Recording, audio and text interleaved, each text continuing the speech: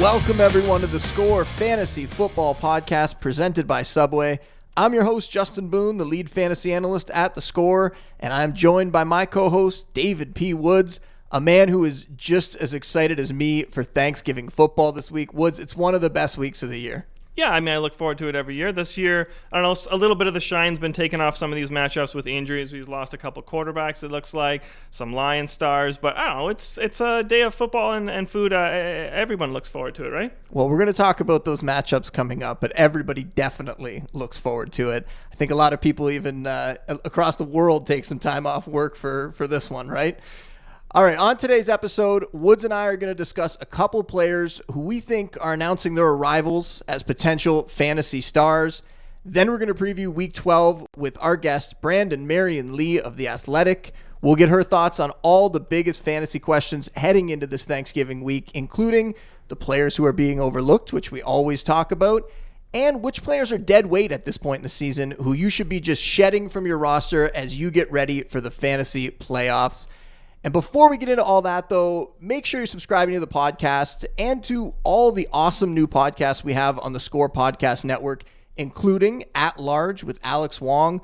He talks sports and pop culture with a variety of notable guests. Most recently, he had on Mike Schur, the creator of Parks and Rec and Brooklyn Nine-Nine and The Good Place. And Woods, they even talked about Blake Bortles, the running Blake Bortles gag that they have in The Good Place, where they keep bringing up the Jaguars and Blake Bortles. I'm not going to spoil it at all. You should definitely go listen to that one, though.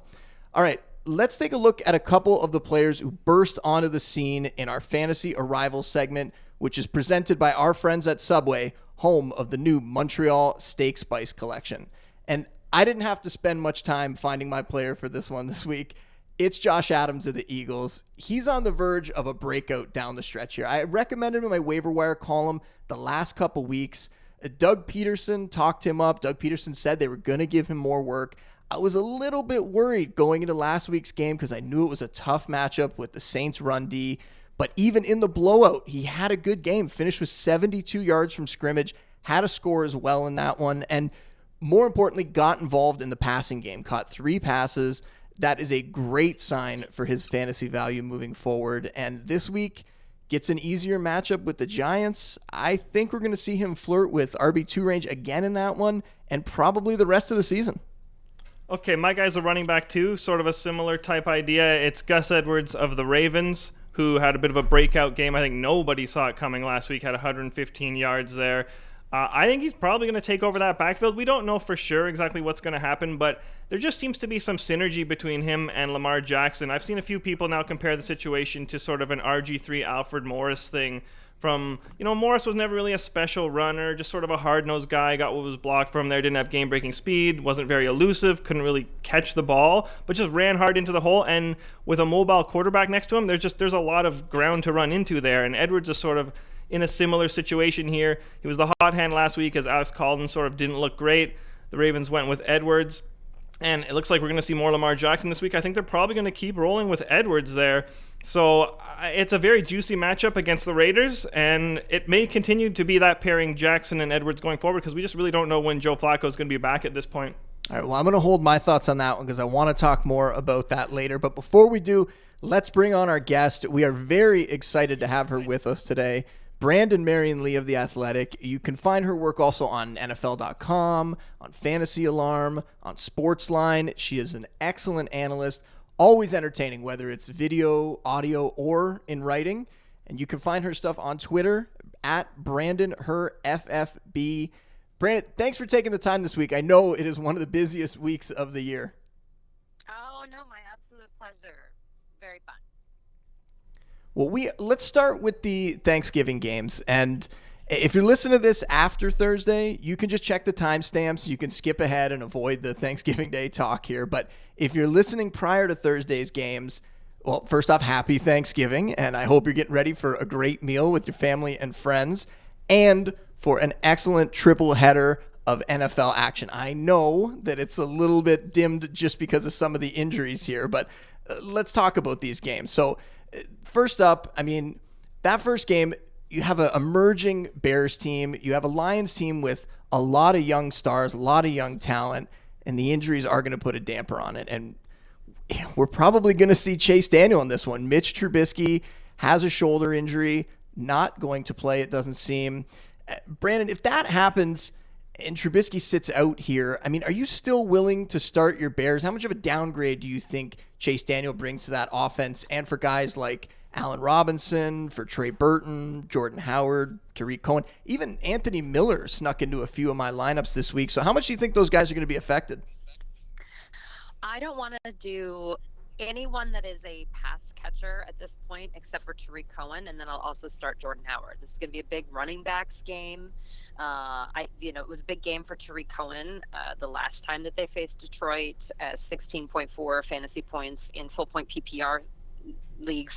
Jordan Howard only had 4.2, but this time they're going to run more, do a little bit more of the power running against Detroit, which is the way to go. So, when you look back, you see that Chris Carson went over 100 yards, Ezekiel Elliott went well over 100 yards, Matt Breida, Isaiah Crowell.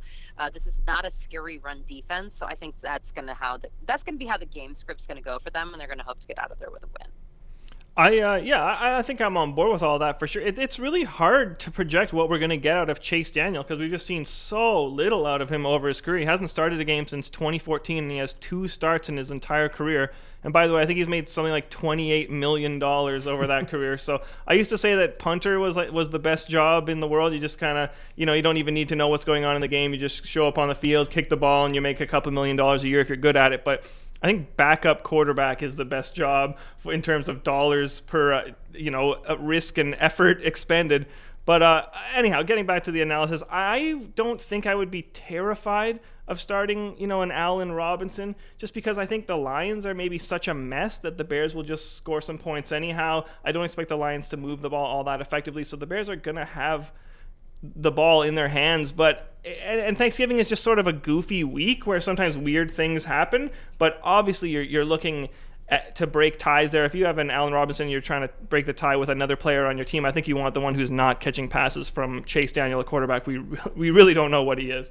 Well, you tease some of the backup quarterbacks there around the league, and I think with Daniel, I don't think he's as bad as some of the backups we've seen, right? Sometimes a backup comes in and we just see an offense grind to a halt completely. I don't think we're going to see that here. I do have some faith in Matt Nagy. And you mentioned it, the Lions defense, they are terrible. They've given up 3 passing touchdowns to 4 of the last 6 quarterbacks they faced. Their run defense has gotten a little bit better since Snacks Harrison got there, but not that much. It's still not something that I'm going to try to avoid playing against them.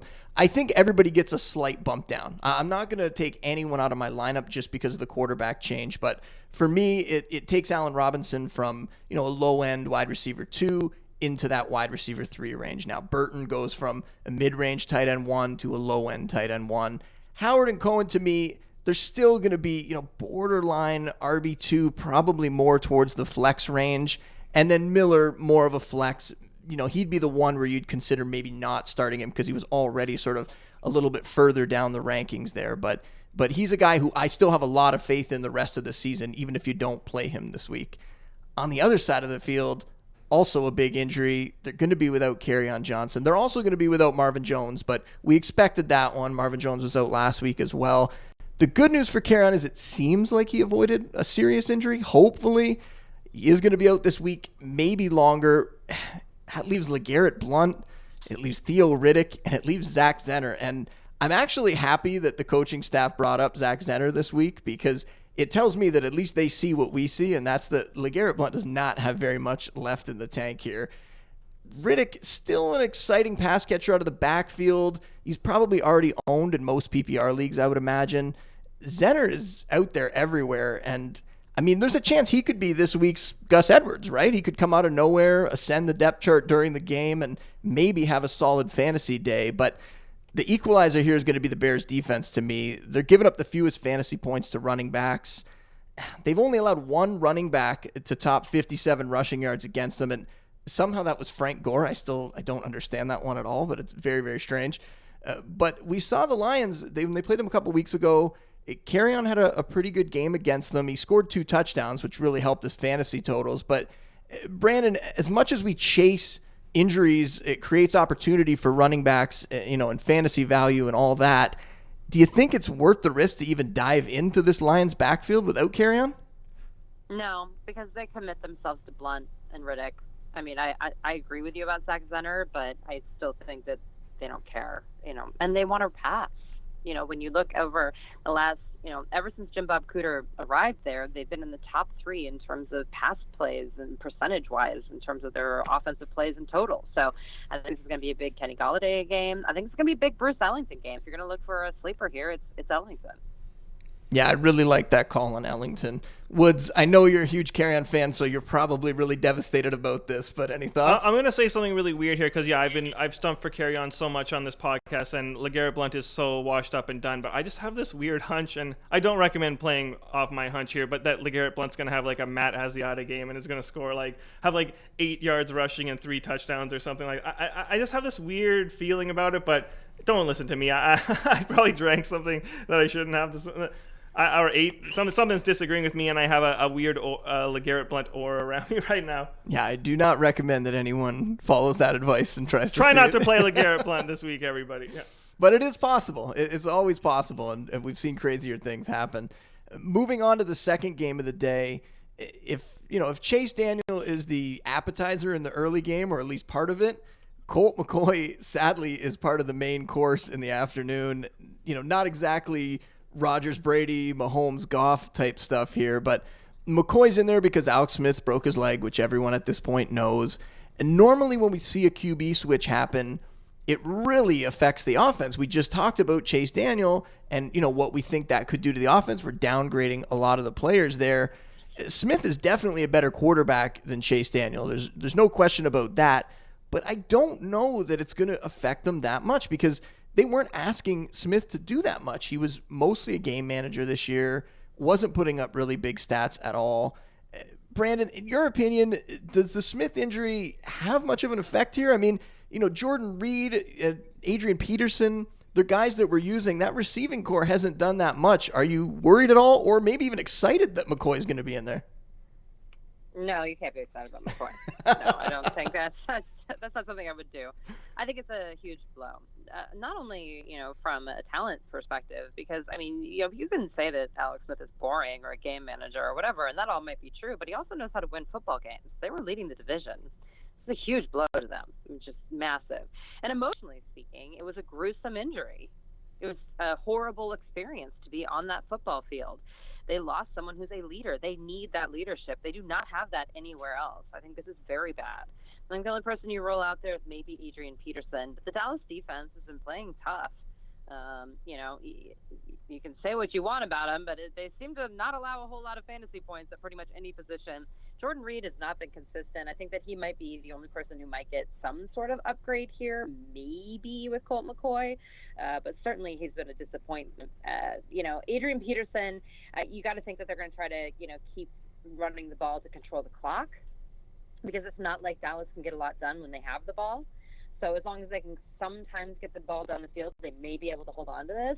But this is a huge blow. I don't like this for anyone. Certainly our Maurice Harris dreams are now dashed. And Josh Doctson, I've been out on him the whole time. But all of that is done as far as I'm concerned. Yeah, and the second lowest projected point total of the week in this game, 40.5.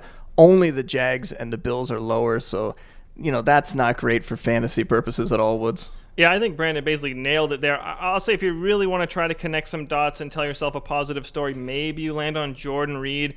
He had season highs last week with 7 catches and 71 yards. I think he caught his second touchdown of the season. But some of that came before Smith got hurt, so that's not all Colt McCoy. But maybe we see like a new quarterback comes in and he favors a tight end. That's occasionally a thing that you'll see, but we're just grasping at straws at this point if you're trying to find upside after this injury.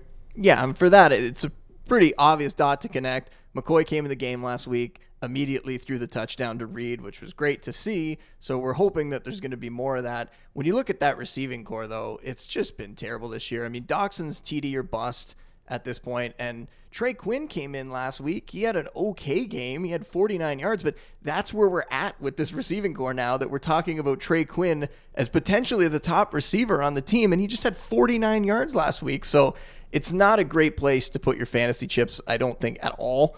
But the Thursday nighter is going to be a place that you're going to want to invest, I would think anyway. It might not be Chiefs-Rams, but it isn't actually that far off. Falcons and Saints, they're going to be playing in the Dome in New Orleans. The complete opposite of the earlier games on Thanksgiving. The point total, 60. 60 for the over-under. A lot of fantasy stars in this one too, Woods. We saw these two teams play earlier in the season, played to a 43-37 overtime game in week 3. I'm expecting more of the same here. And Brandon, I asked the same question last week about the Chiefs-Rams game, but is there anyone in this game that you aren't excited to put in your lineup? No, I'm pretty excited about everything here. I'll say this, though. If the Saints get beat, I would be a little nervous if I'm a Todd Gurley person. I'm worried that the Rams are going to win out and that he's going to sit before week 16. So from a fantasy perspective, so I think there's actually ramifications for this for a lot of people. The only thing that we can hope is that both the Saints and the Rams keep winning out and trying to fight it out for home field advantage. If one of them gets the upper hand over the next couple weeks, we may have fantasy ramifications in the playoffs. So this game isn't just about that, but certainly I would play everyone that you possibly can. Yeah, and you know, hope for the best. I think the only problem here is, you know, we're always talking about Ingram and Smith, right? And everyone like loves them, and they have big weeks, but then they have bad weeks. And I think the problem is that they just are both such clear number 2s. It will always be that way.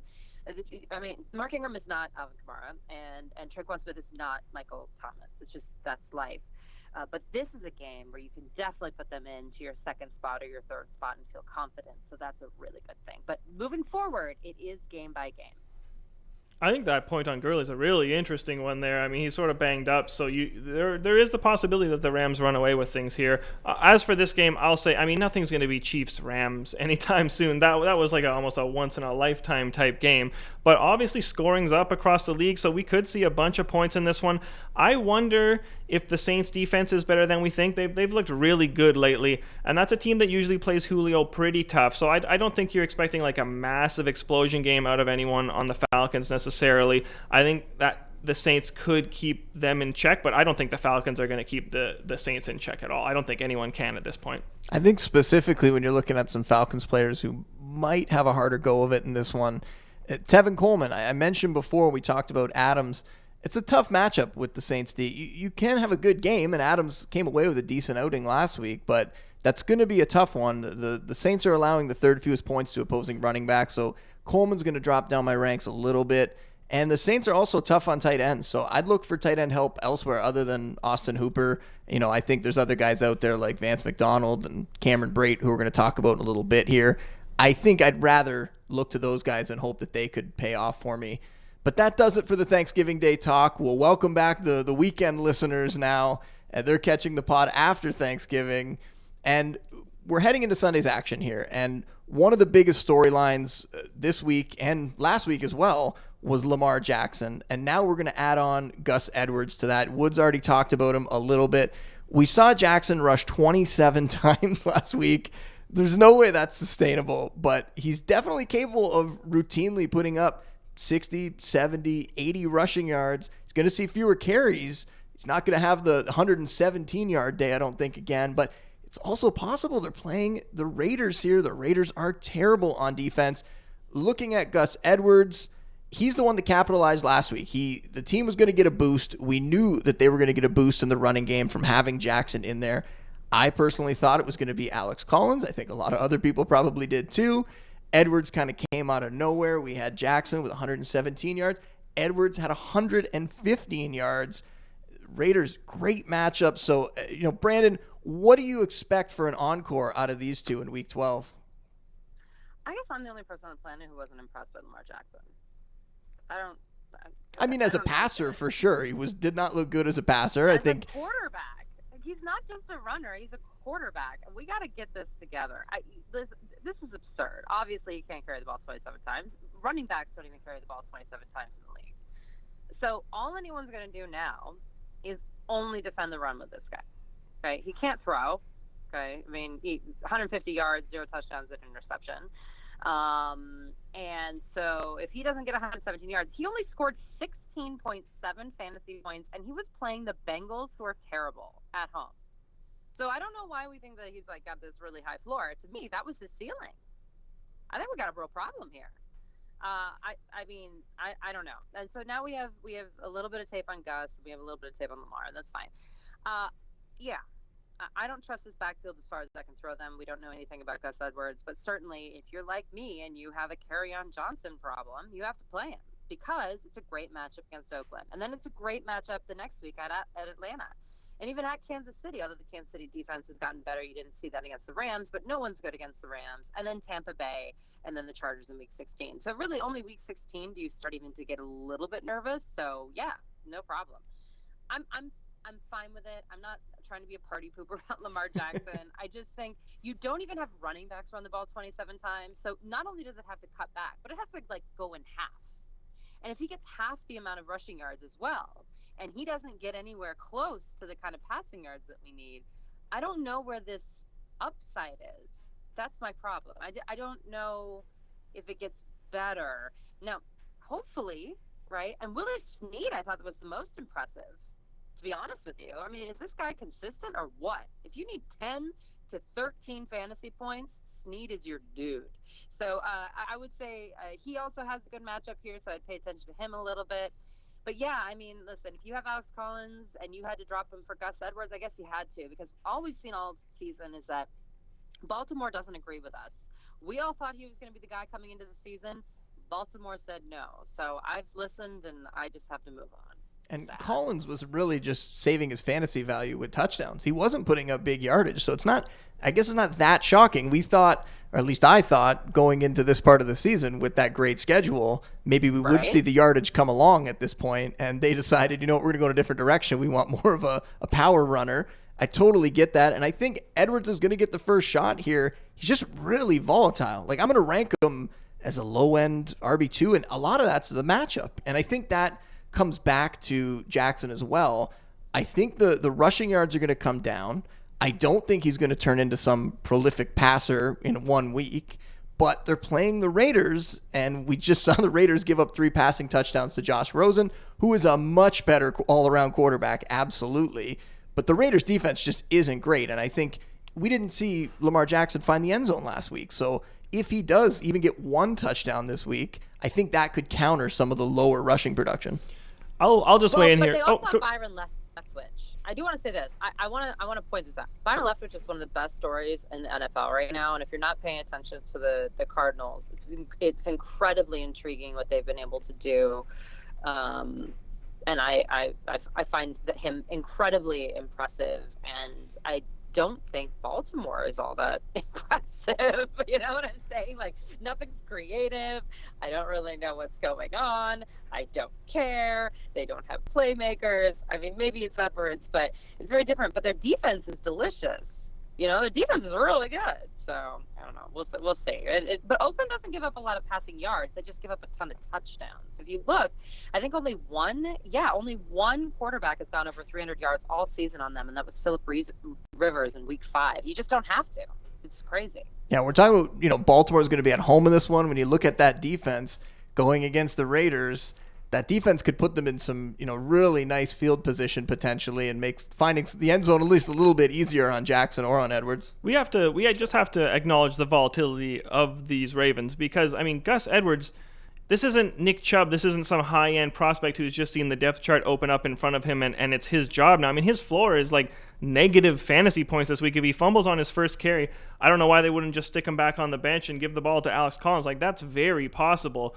He comes out of Rutgers. He's like a pretty standard type prospect. He didn't do a whole lot in college. He's just this isn't a budding star most likely. We're high on him, I think, largely in part because of he's playing next to Lamar Jackson and the Ravens' schedule in particular this week. And Jackson, you can sort of say some of the same things. His floor is very, very low. And we've heard him talk this week like, I can pass too. I want to show it. That quote sort of like that. I think they're going to come out passing more. And maybe that doesn't go all that well, because what we saw out of him last week showed that he's not necessarily making the best reads and the best decisions on the field. So these guys are very intriguing because of their upside. But, man, they have rock bottom floors. That's such a sad quote from a quarterback, too, that trying to convince everyone that he can pass, which is the main part of his job. Anyway, moving on to the next topic. Before we get there, I want to tell a quick story. So Last year, one of our NFL writers wanted to include O.J. Howard in an article about Rookie of the Year candidates. And we know that rookie tight ends don't tend to really do very much, so it would be pretty shocking for them to be in the Rookie of the Year conversation. So I gave him a hard time about it. In the end, it turned into a friendly bet where I took Cameron Brate and he took O.J. Howard, and the bet was who would have more fantasy points at the end of 2017. And I was well on my way to winning that bet, but an injury stipulation was in there, and Howard got hurt at the end of the year and just nullified the whole thing. Well, this year there wasn't a bet because I thought for sure that Howard was going to be better this season. He's a great talent, and we saw him break out this year. Unfortunately, the season's going to end the same way. He's injured again, so that was a long way of getting back around to my guy, Cameron Brate here, who is back as the starter again in Tampa. Brandon, where are you going to have him ranked this week, especially with Jameis Winston back in the starting lineup? And we know Jameis likes throwing to Brate. Yeah, but he didn't when he came in earlier this. I mean, I don't know. I feel like there's a possibility for a touchdown, but the guy hasn't gone over 34 yards all season, so I wouldn't expect more than that. San Francisco actually hasn't allowed a touchdown since week 4 to Antonio Gates. They did allow a 100-yard game, though, to Jimmy Graham in week 6, so not all of it was lost. They didn't face a lot of great competition. But the point is that, I mean, I feel like this is kind of like a medium matchup. Jameis Winston, what a disappointment on so many levels. Still has only thrown, I think it's 8 touchdowns, so 11 interceptions on the season. Just a disaster zone. So, I mean, it's not like he's going to come and be a savior. I feel like, let's put it this way. If you've been streaming tight ends and you've been pretty desperate, then you feel pretty good about Brate. But am I going to sit anyone who I consistently play? No, I'm not. Yeah, I'm going to keep him behind guys like Njoku and Cook and Reed and even Vance McDonald. I think all those guys this week and moving forward, I probably like better than Brate. For this week, I have him above Evan Ingram. I have him above Hooper, Kyle Rudolph. I think most weeks Ingram will probably be above him, but it's a bit of a tough matchup for him there. So there's just so many weapons in Tampa. There's a lot of volatility in that offense. As much as there's a lot of production that comes out of that offense, Brate is probably still going to need to score touchdowns in order to deliver. I don't expect that he's going to be putting up 70, 80-yard games. So he's going to be a low-end tight end one, and there's a lot of people out there that need tight ends still. So he is pretty enticing for some people, I would imagine. Howard's injury was a season ender here. Fortunately for AJ Green, we're not talking about that. He was able to avoid the really serious injury. Josina Anderson reported on the weekend that it seems like Green is going to be able to play this week. He's going to have a good chance. We know how good he can be, right? But before his injury, he was the wide receiver 6 through 8 weeks in standard formats. We just don't know where that toe injury is at the moment. Brandon, are you worried at all about Green's health? Are you worried at all? Or are you going to start him with confidence if he's back in the lineup this week? I don't think Cincinnati would bring him back based on their record if he wasn't 100%. I mean, I think that it's I know that it's borderline here. They do have some wins here. There's a possibility of something happening, and certainly they've struggled since he's been out, right? So they want him back. I don't mean to say that, but I think the 2 losses in a row have made it seem to me like, I don't think they would risk it. If he's back, I'm putting him in. I mean, they need him. They're much better with AJ Green on the field. Tom Boyd is better with AJ Green on the field, right? This is a good thing for everyone. The one buzzy person that I don't understand is Giovanni Bernard. I don't know why he's all of a sudden got all this buzz going right now. I still think the person is Joe Mixon that you want, so I'm a little bit confused. But, listen, this Cleveland defense, in terms of fantasy points, they allow a lot to almost every position. So I think if AJ Green's back, all ships are rising with the tide as far as I'm concerned. Yeah, Green got hurt, I think, at the end of 2016, and there was a little bit of a disagreement between him and the team there where I think he wanted to come back, and they sat him down at the end of the year and said, no, you're too valuable to this franchise to risk playing you. So I think that's a very smart take that if they play him, then you can probably assume he's at pretty close to full health. The only counter argument would be that this may be finally the last year of the Marvin Lewis regime, and just all bets are off. They have to try to make the playoffs, or there's going to be major changes there. But yeah, I mean, if AJ Green's active, I don't see how you don't put him in your lineup, and he'll probably put up some numbers for you. For sure. I mean, I didn't have him in my initial rankings just because I normally like to see a player practicing. I like to get a little bit better of a feel before I throw them back in the rankings when they've missed multiple weeks. But if he's back in there, he's for sure going to be a borderline wide receiver 1. He's probably going to be a low-end wide receiver 1 in that range for me until I, see. If we see him in practice and he looks great and all the reports coming out are great, then he's going to be right back where we normally would. And you don't want to be the foolish person that left AJ Green on your bench when he goes off. So definitely can play him with confidence if he's back in the lineup. And every week we see a lot of players slip through the cracks. We see a lot of players who we don't expect post big fantasy performances. Brandon, we like to do this every week and talk about players that are being overlooked. So who do you think is being overlooked in week 12? Oh, man. So I like a lot of these rookie wide receivers. I wrote about this on The Athletic today. When you look at the numbers of rookie wide receivers at the beginning of the half of the season versus the end of the season, it's always a huge jump in terms of productivity. And I have a little rule, actually, and I know we're not drafting right now for your team, but think about this next year.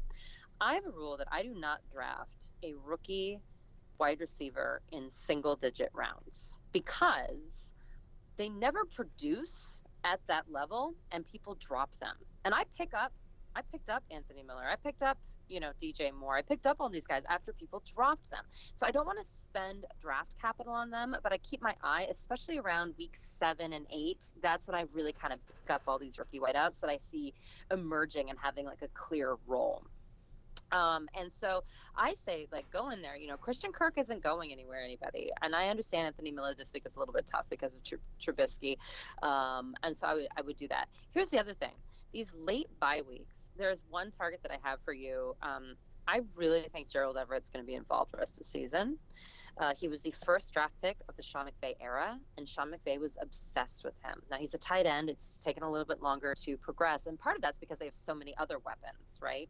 But now that Cooper Kupp is out, and when people are on bye, people don't pick them up. But if you're already in your playoffs, if you already feel good, and you're in a situation where, you had O.J. Howard, now he's out, I would say pick up a streamer dude and Gerald Everett, and I think you're going to be really happy. I did exactly that. There's a Fantasy Pros Invitational League that I'm in, and I had O.J. Howard. He got hurt, and I went to the waiver wire, tried for Brate, didn't get him, and ended up with Jonnu Smith and ended up with Gerald Everett, and I'm feeling pretty confident about that the rest of the way. Me too. I picked up Gerald Everett today for O.J. Howard, so yeah. We should have talked about it ahead of time. Yeah. Look at that. Yeah. We're on top of it.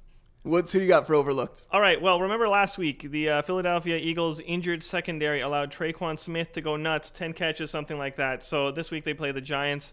They have a pretty good secondary receiver in Sterling Shepard. I think if the Eagles try to focus on shutting down Odell Beckham, which I think they still won't, that still will open things up for Sterling Shepard, so he could have a pretty big week.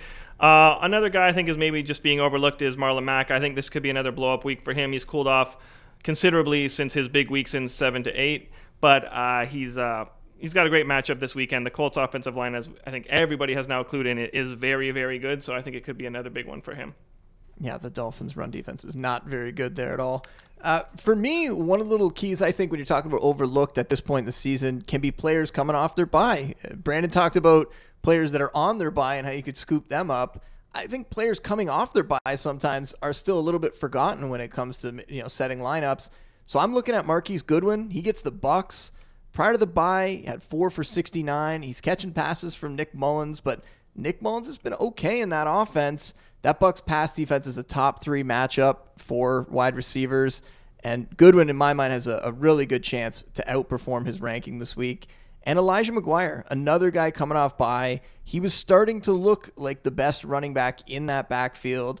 If they fall behind to the Patriots, which I think we can all assume that they're going to, that means McGuire is probably going to get even more work over Isaiah Crowell. So he's a guy that I like there a lot. Before we let you go, Brandon, last week on the podcast, we talked about, fantasy owners at this point in the year should be stashing players for the playoffs. And we gave some examples of players that we'd be stashing. After that, I got a lot of questions from people asking, should I be dropping this guy for one of those stashes? Should I be dropping that guy for one of those stashes? And those questions are important this time of the year, right? You should be going over your roster and deciding who you should be getting rid of and getting the best possible players with the most upside on your team to make a run into the playoffs. You do not want to be carrying dead weight at this point in the season. So with that in mind, Brandon, give us a player or two if you want who you think fantasy owners should be cutting bait on in favor of high upside stashes at this point. Oh, man. Guys, you can't trust Marcus Mariota or Derek Carr. I don't know why people continue having them on their roster at this point. If your stud quarterback has already gone through a bye week, why are you holding on to these dudes? I don't understand. You're never going to start them. No. Absolutely. So I say let go of that. I would also say I don't want anything to do with the Antonio Callaway, Rashard Higgins, Cleveland situation. I think that we think the weeks we think they're going to break, they don't, and then the weeks that we don't think they do, and I hate players like that. And I think that any Ravens wide receiver not named Willie Snead is a little too inconsistent for me, so I'd also go with that. I'm very frustrated with the John Brown, Michael Crabtree, whatever. I just have Willie Snead for a solid 10 if I need it in my back pocket. So I think those are the dudes that I just kind of feel like if these are your worst players, I think you can get rid of them and pick up an upside guy.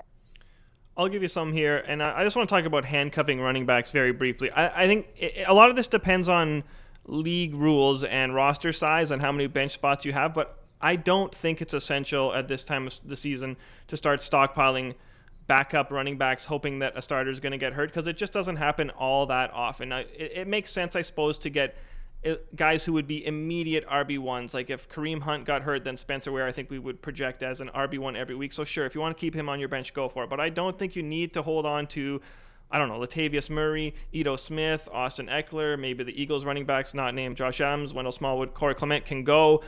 You don't have to keep these guys on your bench. If you want to use that spot on, maybe a second quarterback and you're going to sort of stream quarterback matchups in the playoffs, or you see one that you really like, or you want to try to get a high upside wide receiver, and you shouldn't be keeping a backup running back over someone like Gus Edwards who has the chance to break out. So don't necessarily hold on to backup running backs unless you can really confidently project that if the starter goes down, I'm putting this guy in for sure. And a few other guys I would be comfortable dropping, Jimmy Graham and Kyle Rudolph. I think I'm mostly done with those. Graham is hurt now. I think he may try to play through it, but I don't think we can expect much out of him. Rudolph just isn't really doing anything. I would much rather have like a Cameron Brate over those guys. Yep, Rudolph is on my list, and I actually dropped Jimmy Graham in a league earlier today, so I'm with you there. Doug Martin is another guy for me. When Marshawn Lynch went on IR, I talked about Martin as having a little bit of value over the month there because they had some good matchups in some games that they were going to hang in, and he had a couple games where he had decent yardage, but he really didn't do that much. He isn't Marshawn Lynch. He was never going to step into that role completely. At this point, I don't like their schedule coming up. Gets that tough Ravens run D this week on the road. Then they're going to play the Chiefs and the Steelers. Those are games that the Raiders are not going to be able to keep up in at all. And Martin last week either got benched or maybe was hurt. It wasn't exactly clear. But John Gruden talked about this week maybe giving some more opportunity to DeAndre Washington. That really is bad for Martin's fantasy value here. So he's a guy that I'm not interested in holding at all. And going along with what Woods was saying, I would be willing to go out and grab, I'd much rather have Spencer Ware, Malcolm Brown, Jalen Samuels, or one of those high-end handcuff guys there. I'll echo your sentiments on the Eagles backfield. Corey Clement, Wendell Smallwood, both those guys can be gone at this point from your roster. Also on the Eagles, Nelson Aguilar, he's just too far down the pecking order at this point. I would drop him. Anyone in the Cowboys receiving corps not named Amari Cooper can go. Mike Williams just isn't seeing enough volume. I know there's so much talent there, and I feel like someday soon, maybe next year, we're going to be talking about him as a fantasy star, but right now just not seeing enough targets. You really have to hope that he's going to catch a touchdown for you, or there's just zero value. Not a guy I want in my lineups at the moment. And yeah, tight end, Rudolph, Graham, There's a bunch of guys there that just have not performed this year that you can find better options like a Vance McDonald or like a Brate who was Gerald out there a lot, or a Gerald Everett. Absolutely. On Fridays, you can actually see my start, sit, stash, quit column. I always mention at the end a couple of players that you could quit on at this point in the season, so you can check that out every week. That's our show today. Make sure you're following Brandon on Twitter at BrandonHerFFB and keeping up with all the content she's producing. Brandon, happy Thanksgiving. I hope you have a great holiday. And once again, I really appreciate you coming on with us this week. Oh, my pleasure. Thanks so much for having me. Woods and I are going to be back on Sunday night breaking down all the Week 12 action, and we're going to give you a first look at the waiver wire players that you should be targeting next week. If you want to get in touch with Woods, he's at David P. Woods on Twitter. To see all our fantasy content, as always, check out theScore app every single day, and you can follow me on Twitter at Justin Boone. Big thanks to Brandon. Big thanks to everybody out there for listening, and we will see you next time. Said leave on time, my baby said leave on time.